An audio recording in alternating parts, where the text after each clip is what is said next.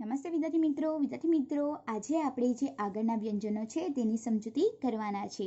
તે પહેલાં આપણે લાસ્ટ વિડીયોમાં જે વ્યંજનોની સમજૂતી કરી હતી તેને આપણે ફરીથી એક વખત બોલતા શીખવાના છે. તો આપ સૌએ ધ્યાન આપવાનું છે અને મારી સાથે બોલવાનું છે. मतलब कि आप लोग को मेरे साथ बोलना है. फिर से जो हम लोग ने लास्ट वीडियो में जो व्यंजन पढ़े थे उसके बारे में हम लोग फिर से बोलने वाले हैं आज. तो आप लोग को भी मेरे साथ बोलना है. क कमळनो क ख खलनो ख ग गणपतिनो ग घ घरनो ग च चक्कलीनो च छ छतरीनो छ छतरीनो छ. तो विद्यार्थी मित्रों, हम लोग ने लास्ट वीडियो में क से लेके छ तक के व्यंजनों की समझूती की थी.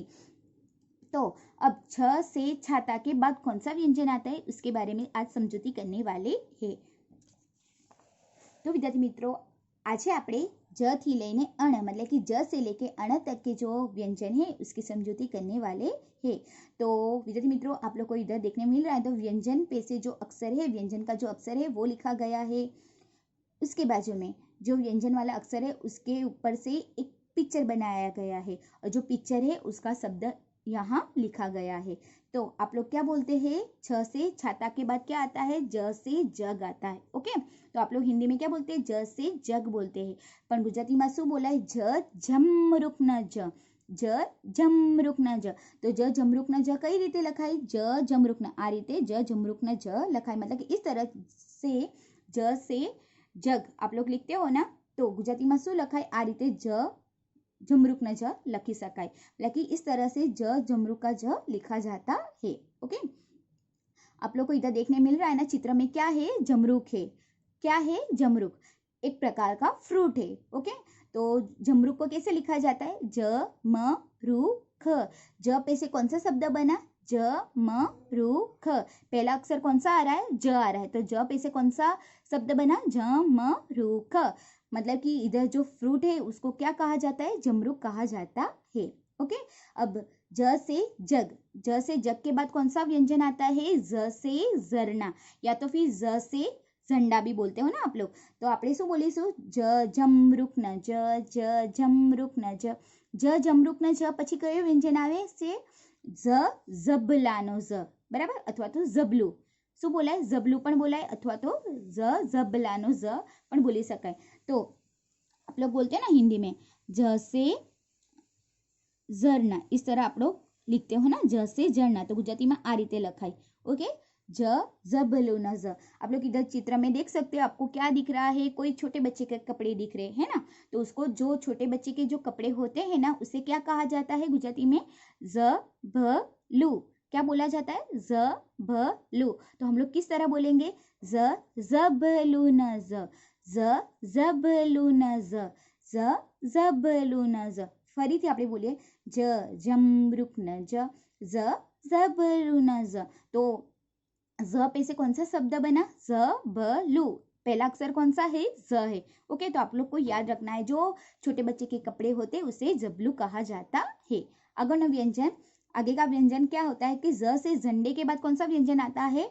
ट से टमाटर. ओके, आप लोग क्या बोलते हैं? ट से टमाटर बोलते हैं. पण गुजराती में शू बोलाय? ट टपालीनो ट, ट टपालीनो ट, ट टपालीनो ट. ट से टपाली, बराबर. टपाली, टपाली मतलब क्या होता है? पोस्टमैन. आप लोग को इधर देख सकते हो ना.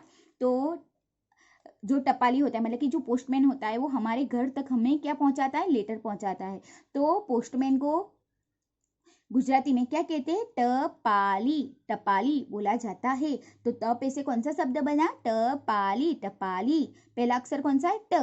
पाली, टपाली. पोस्टमैन को टपाली कहा जाता है. આપણે ફરીથી બોલીએ ज झमरूक न ज, ज झबलू न ज, ट टपालीनो ट. હવે ट टपाली પછી કયો વ્યંજન આવે? मतलब कि ट से टमाटर के बाद कौन सा व्यंजन आता है? ठ से ठठेरा. आप लोग क्या बोलते हैं? ठ से ठठेरा. ओके, ठ से ठठेरा. तो गुजराती में शू बोलाय? ठ ठड़ियानो ठ, ठ ठड़ियानो ठ, ठ ठड़ियानो ठ. अब आपको पता चलेगा कि ठड़ियो मतलब किसको कहा जाता है. आप लोग इधर तो एक देख सकते हो कि एक फ्रूट रखा है, बराबर. तो कौन सा फ्रूट है? वो बेर है. बेर आप लोग ने बोर खाया है ना, बेर, तो बेर का जो बीज होता है, सीड होता है ना, बीज, उसको क्या बोला जाता है गुजराती में? ठड़ियो बोला जाता है। याद रखना है कि जो बेर होता है उसके बीज को क्या बोला जाता है? ठड़ियो बोला जाता है। तो ठड़ियानो ठ, तो ठ परथी कयो शब्द बन्यो? ठड़ियो, ठड़ियो, ठड़ियो, ठड़ियो। ओके, हवे याद रखवानुं छे। ठड़ियानो ठ।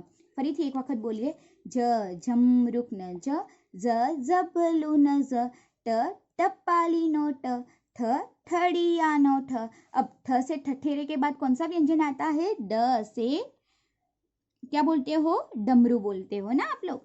तो गुजराती में शू बोला है? डब्बानो ड, डब्बानो ड। डब्बा, डब्बा मतलब कि जो अनाज होता है, ओके, उसको रखने वाला जो एल्यूमिनियम का होता है ना, उसको डिब्बा बोला जाता है। तो इधर आप लोग देख सकते हो ना, एक डिब्बा बनाया गया है, तो आने शू कहवाय? डब्बा कहवाय। गुजराती में शू बोलाय? डब्बा। तो डब्बानो ड, डब्बा बोलाय। शू बोलाय? डब्बा। तो ड पे से कौन सा शब्द बना है? डब्बा बना है, बराबर। फरीथी एक वखत बोलिए, झमरूक न जबलू न ट टपालीनो ट, ठड़ियानो ठ, डब्बानो ड। हवे ड डब्बा पछी शुं आवे? ढगलानो ढ। तो आप लोग क्या बोलते हैं? ढ से ढक्कन बोलते हो ना, तो आपने शू बोलीशुं गुजराती में? क्या बोलते हैं गुजराती में? ढगलानो ढ, ढगला, ढगला। ढगला मतलब क्या होता है विद्यार्थी मित्रों? आप लोग इधर देख सकते हो, तो आपको ऐसा लगेगा कि माउंटेन है। माउंटेन नहीं है, पर्वत नहीं है, ओके। लेकिन ढगला किसको बोला जाता है? कोई भी चीज हो, जैसे कि मिट्टी हो, रेत हो, उसको इकट्ठा रखा जाता है। इकट्ठी चीज को क्या बोला जाता है? ढगला बोला जाता है। क्या बोला जाता है? ढगला। तो आपको याद रखना है कि माउंटेन नहीं है, लेकिन क्या है? ढगला, मतलब कि रेत है, मिट्टी है, उसको इकट्ठा किया जाता है, उसको ढगला कहा जाता है। तो शू बोलीशुं? ढगलानो ढ, ढगलानो ढ, ढगला, ढगला। हवे ढ से ढक्कन के बाद क्या आता है? अण से बाण आता है ना। आप लोग क्या बोलते हैं? अण से बाण। तो गुजराती में भी बोली सकाय कि अण बाण नो अण, बराबर। लेकिन हम लोग क्या बोलेंगे? अण फेण नो अण, फेण, फेण, बराबर। क्या बोलेंगे? फेण। तो आप लोग को विद्यार्थी मित्रों ध्यान देना है कि जो अण होता है ना, तो अण पे से कोई भी शब्द बनता नहीं है। यहाँ तक कि हम लोग ने देखा है कि ज से लेके ढ तक जो भी व्यंजन आए, तो सब पे से कोई ना कोई शब्द बनता है आगे से, लेकिन अण पे से जो शब्द बनता है वो पीछे से बनेगा। मतलब कि अण पे से एक भी शब्द बनता नहीं है, मतलब कि पीछे से बनेगा। हमेशा जो अण है वो पीछे आएगा, ओके। तो आपको बताती हूँ, जैसे कि एक दो चार एग्जाम्पल है, वो आपको बताती हूँ। पानी, बाण, फेण, फणस। तो आप लोग देख सकते हो, पानी में अण पीछे आया, यहाँ भी बाण में भी अण पीछे आया, फेण में भी अण पीछे आया, फणस में भी फ के बाद अण आया, बराबर। तो अण पे से जो भी शब्द बनते हैं वो अण हमेशा कब आएगा? पीछे ही आएगा। उसके पे से जो शब्द बनेगा वो हमेशा पीछे से ही आएगा, ओके। तो अण फेण नो अण, फेण मतलब क्या होता है? जो आप लोग ने सांप को देखा है ना, तो सांप जब डंक मारता है तो उसकी जो फेण होती है वो ऐसा लंबा देता है, बराबर। तो उसको फेण बोला जाता है। इधर मैंने निशानी भी की है, इसको क्या बोला जाता है? फेण बोला जाता है, ओके। तो आपको याद रखना है, अण फेण नो अण। आपको एक बार मैं बोलना सिखाती हूँ। झमरूक न जबलानो ज, टपाली नो ठ, ठड़ियानो ठ, डब्बानो ढगलानो ढ, अण फेण नो अण। तो आ रीते विद्यार्थी मित्रों आप लोग को ज से लेके अण तक के जो भी व्यंजन है वो आपको बोलना सीखना है। अब आपको मैं लिखना बताऊंगी। तो विद्यार्थी मित्रों હવે આપણે લખતા શીખીએ। શું છે પહેલો વ્યંજન? જ જમરૂખ ન જ છે। તો આ રીતે જ જમરૂખ ન જ, 1 2 3 4, આ રીતે જ જમરૂખ ન જ લખાય। ત્યાર પછી જ જબલું ન જ, 1 2 3, જ જબલું ન જ। ત્યાર પછી શું આવે? ટ ટપાલીનો ટ, 1 2, ટ ટપાલીનો ટ। ત્યાર પછી ઠ ઠડિયાનો ઠ આવે, 1 2 3, ઠ ઠડિયાનો ઠ। ત્યાર પછી શું આવે? ડ ડબ્બાનો ડ, 1 2, ડ ડબ્બાનો ડ। ત્યાર પછી ઢઢગલાનો ઢ આવે ને, 1 2 3. હવે ઢઢગલા પછી અણ ફેણનો અણ, તો 1 2 3 4 અણ ફેણનો અણ. તો આ રીતે વિદ્યાર્થી મિત્રો તમારે જ થી લઈને અણ સુધીના व्यंजनों છે તેને તમારે नोटबुक में लखवानुं છે, એટલે કે CW ની नोट में लखवानुं છે। तो विद्यार्थी मित्रों इस तरह आपको क्या करना है कि CW लिखना है, जो डेट पे आप लोग जो दिन लिख रहे हो वो डेट लिखनी है।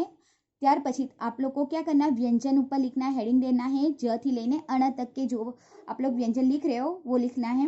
बाद में ज ज ट ठ ड ढ और अण तक के जो व्यंजन मैंने आपको सिखाए वो आपको लिखने हैं। बाद में बोल बोल के आपको लिखना है ज झम रुख न ज झम रुख न ज झम रुख न ज झम रुख न ज। इस तरह आपको क्या करना है, ज से लेके अण तक के व्यंजन है उसको आप लोग को CW में लिखने हैं। ओके, तो હવે આપણે નેક્સ્ટ વિડીયોમાં આગળના જે વ્યંજનો છે તેની સમજૂતી કરીશું। Thank you.